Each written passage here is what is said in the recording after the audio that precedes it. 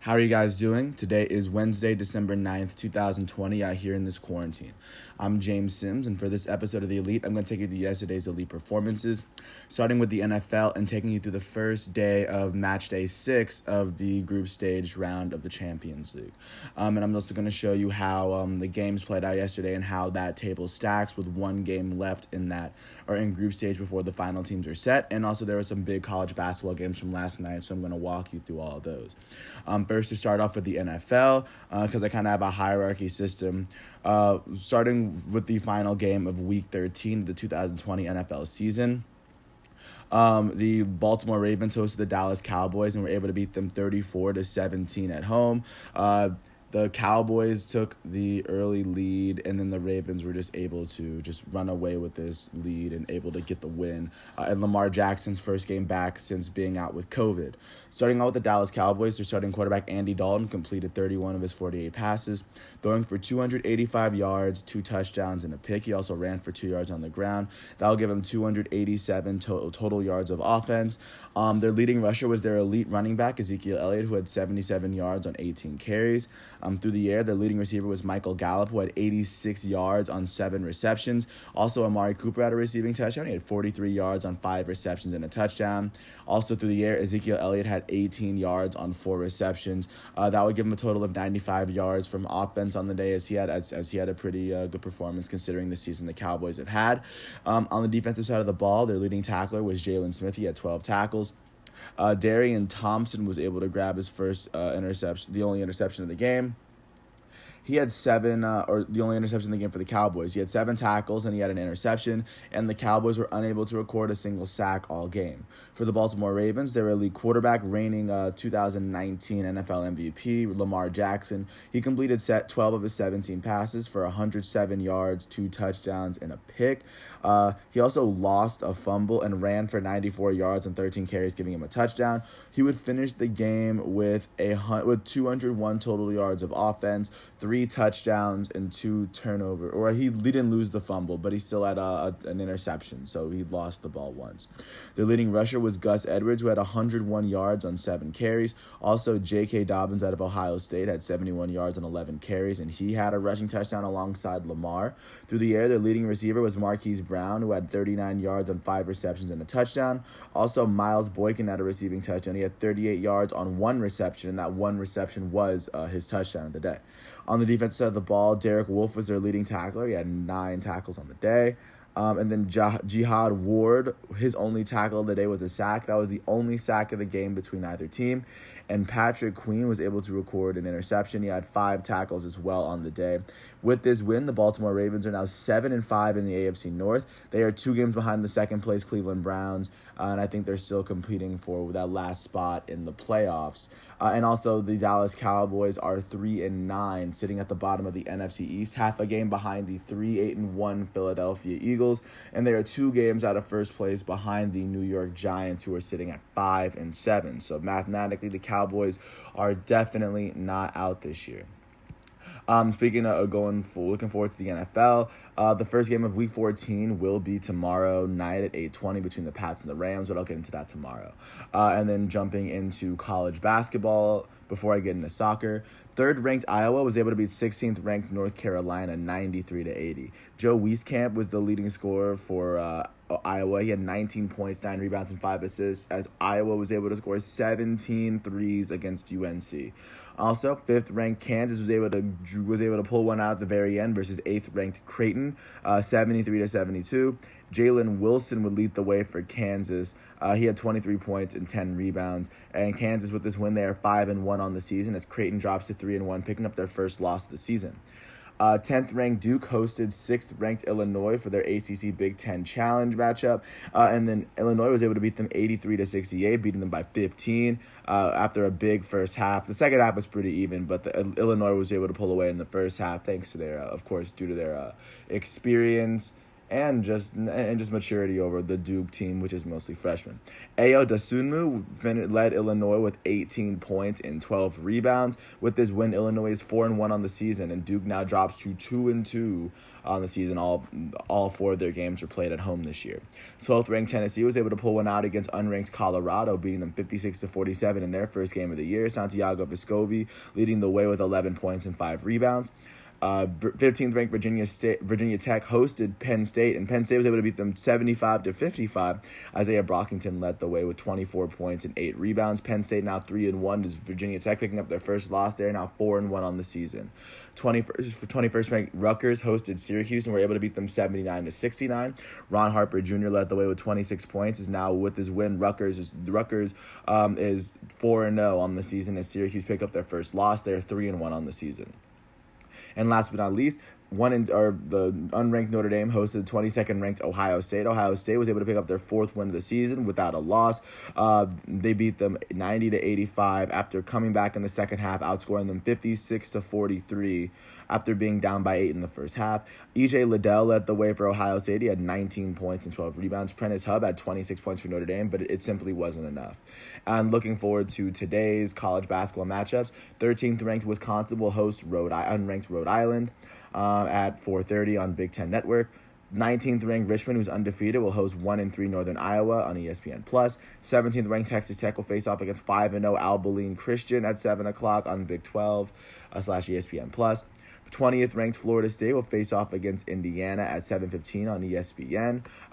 Florida State's 1-0, looking to get their second win of the season. Indiana looking to spoil Florida State's start to their season. Second-ranked Baylor will face off against unranked Stephen F. Austin at 8 o'clock. Baylor's 3-0. Stephen F. Austin is 3-0. Both teams are going to give each other their first losses of the season. And 13th ranked Texas will host 3-1 Texas State. Texas is looking to get their 5th win of the season, and Texas State looking to try to spoil their season so far. Last but not least, I'm going to jump into the first day of match day 6 for the Champions League in soccer. And because it was match day 6, they started off with groups E, F, G, and H, and now those tables are officially completed. Starting with the earlier games, Lazio was able to tie with Club Brugge 2-2. After the game was tied at 1, Ciro Immobile's goal in the 27th minute put Lazio up to 1. Club Brugge would get a red card in the 39th minute, but Van Aken was able to score for them. But Lazio's draw would, of course, help them advance to the next round because Club Brugge needed that win, and Lazio was unable to let them do it. Also, Borussia Dortmund was able to beat Zenit St. Petersburg 2-1. Zenit St. Petersburg took a 1-0 lead, and then Piszczek's and Witzel's goal in the second half will give Borussia Dortmund the win and the 3 points in the table. Looking at Group F, Borussia Dortmund said they have won that. They've won that table with 13 points, and Lazio will be the second team to advance to the Champions League round of 16. Krasnodar, Club Brugge, and Zenit St. Petersburg will be relegated to Europa League following these games. Also, Chelsea took on Krasnodar and was able to draw with them. Krasnodar got the first goal in the 24th minute from Cabela, and then Jorginho's penalty kick in the 28th minute was tied up at 1. Both teams would get the draw, and that's kind of how that game would finish. Also, in that table, Sevilla was able to beat Stade Rennes 3-1, as they were able to go up 3-1, especially with El in the series, end of the first half goal and 81st minute goal to help Sevilla go up 3-0. Then Routier's penalty kick would make sure it wasn't a clean sheet for Sevilla, but Sevilla would still get the 3 goals, and they still got the 3 points in the table. Looking out in Group E, Chelsea has won that table with 14 points in the table. Sevilla was second with 13. Both of those teams will advance to Champions League round of 16, the knockout round, and Krasnodar and Stade Rennes will be relegated to Europa League following these losses. Jumping to Group G, Juventus was able to beat FC Barcelona 3-0 behind Cristiano Ronaldo's 2 penalty kicks and Weston McKennie's 20th minute goal. They got the 3 points in the table, and they overtook Barcelona for the top spot in that group, especially off of head-to-heads. But looking out to how that finished, and also Dynamo Kiev took on Ferencváros, and Dynamo Kiev was able to beat Ferencváros 1-0 off of Popov's 60-minute goal.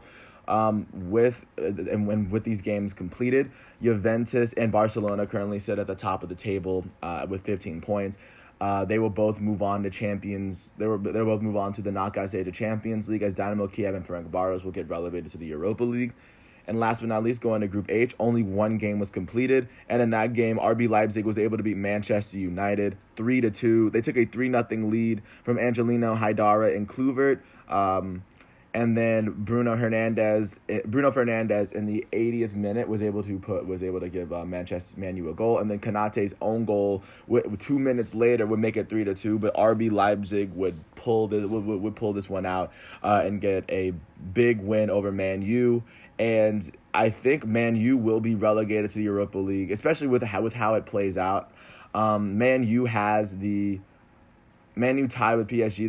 They win on goal differentials, so I have no idea how that team or how this will play. Or I think if PSG and Basaksehir here draw, PSG will advance. Even if PSG loses, I think PSG will probably advance to Champions League. I think Manchester United has already dropped to Europa League, but of course I'll get back to that as soon as that's over. But PSG and Istanbul Basaksehir here, they played only 22 minutes.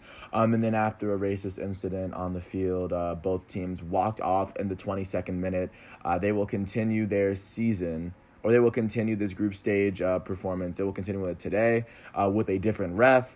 But of course, once that game is played, then that table can be decided. There are 3 12:55 games, as I mentioned, and one of them being PSG and Istanbul Basaksehir here.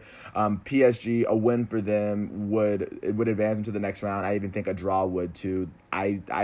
Istanbul would have to beat PSG pretty bad for PSG to not be able to advance to the next round.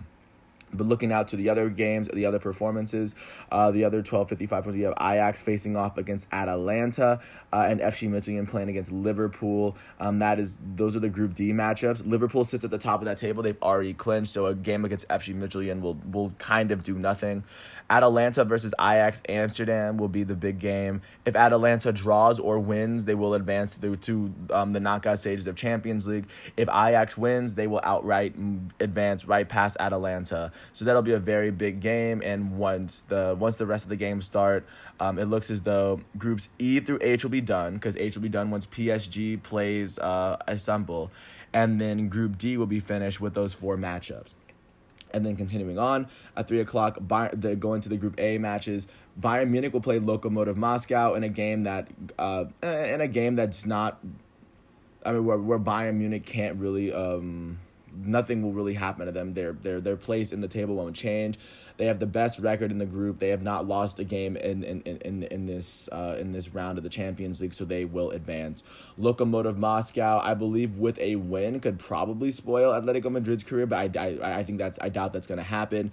Atletico Madrid faces off against FC Salzburg, and a win or a draw could do it for Atletico Madrid, but FC Salzburg could spoil Atletico Madrid's chances. And if they beat Atletico Madrid, FC Salzburg will advance with Bayern Munich to the Champions League, so that's going to be a pretty big game. Jumping to Group B, Inter Milan is going to face off against Shakhtar Donetsk, and Real Madrid is going to face off against Borussia Mönchengladbach. All four of those teams in this table are separated by a point. Borussia Mönchengladbach, it's a big game between them and Real Madrid. I think if Borussia Mönchengladbach draws, they are still. I'm not even sure about that.